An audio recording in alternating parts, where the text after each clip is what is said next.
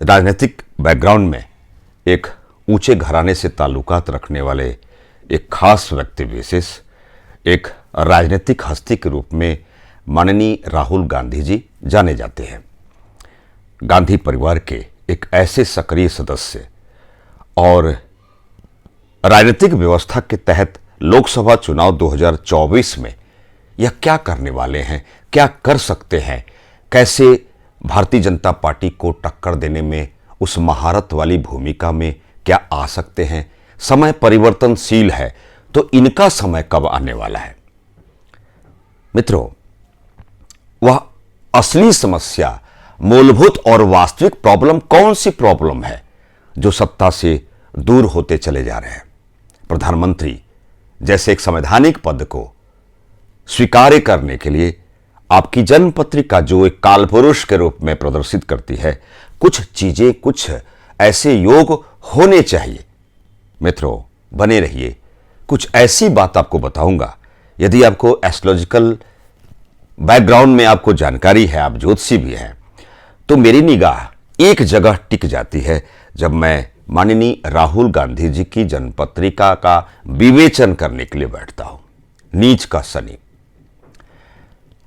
राजनीति राहु की बात करता है, और जब राहु की बात होती है तो राजनीति की बात होती है। प्रकाशवान व्यवस्था में ऊंचे पद और गरिमामयी जीवन की बात होती है तो सूर्य की बात होती है, और मान प्रतिष्ठा युक्त जीवन की बात होती है तो देवताओं के गुरु बृहस्पति की बात होती है। परंतु मित्रों, सत्ता की जब बात होती है तो शनि के बिन सत्ता अधूरा होता है, और सत्ता की बात शनिदेव करते हैं। माननीय राहुल गांधी जी की जन्मपत्रिका में एकमात्र ऐसा दुर्योग की भांति शनिदेव नीच के आसन पर विराजमान है। मंगल की राशि मेष राशि में नीच के व्यवस्था में बने हुए हैं।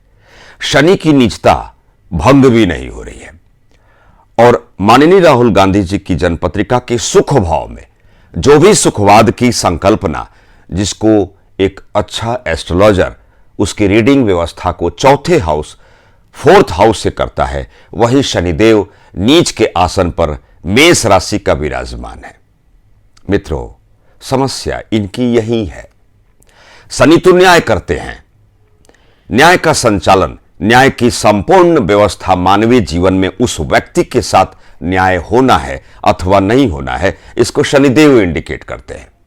वैसे बहुत सारे ऐसे राजयोग बने हुए हैं, तभी तो इस गरिमामय जीवन में, इस सुंदर और शानदार व्यवस्था में बड़े स्तर के उस राजघराने के एक खास व्यक्ति विशेष और भारतीय जनता पार्टी और एनडीए की सरकार के विरुद्ध एक विपक्षी दल की भूमिका में कांग्रेस पार्टी और एज ए होल सब कुछ माननीय राहुल गांधी जी ही हैं। यह राजयोग को प्रदर्शित करने वाले ऐसे बहुत सारे राजयोग हैं, परंतु शनि नीच के आसन पर जो बैठे हैं, यह कहानी कुछ और व्याख्यायित कर रही है। मित्रों, यह बात अलग है कि विपक्षी पार्टी यदि मजबूत होती है तो लोकतांत्रिक मूल्य और सार्थक तरीके से जन कल्याण के लिए और बहुत शानदार तरीके से सरकार काम भी करती है। यह बात और भी सोचने वाली बात है कि हमारे देश के ओजस्वी तेजस्वी प्रधानमंत्री एक करिश्माई व्यक्तित्व की उस करिश्माई व्यवस्था में बिल्कुल प्रवेश कर चुके हैं। एक विश्व के राजनेताओं की श्रृंखला में हमारे देश के प्रधानमंत्री का एक महत्वपूर्ण स्थान है, हमारे देश की गौरव की बात है।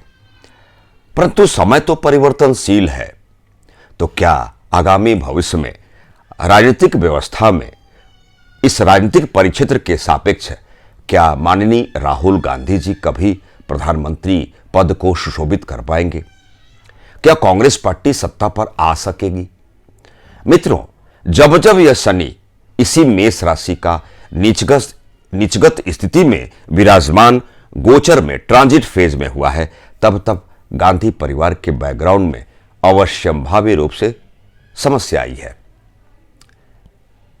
29 मार्च 2025 तक बृहस्पति की मीन राशि में शनि रहेंगे, और 29 मार्च 2025 के आगामी भविष्य के उस 30 माह अर्थात 2.5 वर्षों के अंतराल में शनि पुनः नीच की राशि में आ जाएंगे, अर्थात 29 मार्च 2025 से सितंबर 2027 का जो अंतराल काल चक्र है, यह गांधी परिवार के बैकग्राउंड के लिए बेहतर नहीं है, इसकी संभावना है।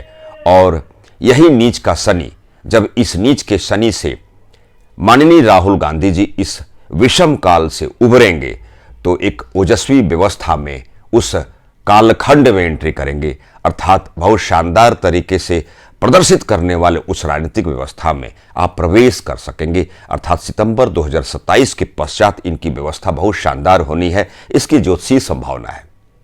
परंतु 30 अक्टूबर 2023 से राहु अपने स्थान को परिवर्तित करने वाले हैं, अर्थात ट्रांजिट गोचर की व्यवस्था में राहुल गांधी जी की जन्मपत्रिका के पराक्रम 3rd हाउस में राहु विराजमान होंगे और कांग्रेस पार्टी की लग्न में, अर्थात लग्न पत्रिका के 1st हाउस में राहु विराजमान होंगे। तेजी से सक्रियता की ओर बढ़ोतरी का मूल कारण यह राहु का ट्रांजिट फेज का मीन राशि में आना एक शानदार प्रदर्शन को इंडिकेट करने वाला काल चक्र में कांग्रेस पार्टी और माननीय राहुल गांधी जी आ सकेंगे। परंतु सक्रियता में आना और सत्ता पर काबिज होना दोनों अलग अलग बातें हैं। मित्रों, उस समय का इंतजार करना है। वैसे भी कांग्रेस पार्टी की जन्म कुंडली से मार्च 2025 से शनि की महादशा का आना और माननीय राहुल गांधी जी की जन्म कुंडली में जो शनि नीच की राशि का 4थे हाउस में विराजमान है, यही शनि के उपाय करने की माननीय राहुल गांधी जी को आवश्यकता है। माननीय राहुल गांधी जी अपने पार्टी विशेष को किस स्थान उस चरम बिंदु तक पहुंचा पाएंगे, यह तो भविष्य बताएगा। परंतु सितंबर 2027 तक, क्षमा चाहूंगा, 2027 तक कुछ अनुकूलतम योग दिखाई नहीं देते हुए प्रतीत हो रहे हैं। मित्रों, अर्थात मूलभूत समस्या माननीय राहुल गांधी जी की जन्म कुंडली का 4th हाउस का नीचगत शनि है। शनि नीच के आसन पर विराजमान है। जब शनि पीड़ित है तो जीवन में एक न्याय की एक व्यवहारिक जो पद्धति है उसका आगमन होने में विलंब होता है, ऐसा इंसान बाधित होता है। मित्रों, एक छोटी सी व्याख्यान के तहत मैं ज्योतिषाचार्य प्रमिल चतुर्वेदी, नमस्कार।